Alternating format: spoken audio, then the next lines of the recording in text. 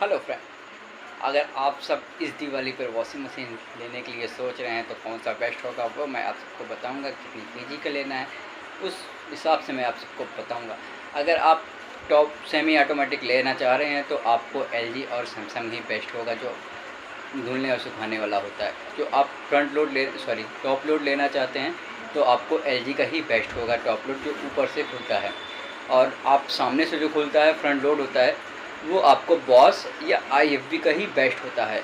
Washing machine कितने KG का लेना है वो मैं बताऊंगा। अगर 3 से 5 लोग हैं आपके घर में तो 6 केजी का लीजिएगा। अगर 5 से 8 लोग हैं तो 8 केजी का ही लीजिएगा आप सब वॉशिंग मशीन। और अगर 8 से 10 लोग हों तो आप 8.5 केजी से 10 केजी तक आप ले सकते हैं वॉशिंग मशीन।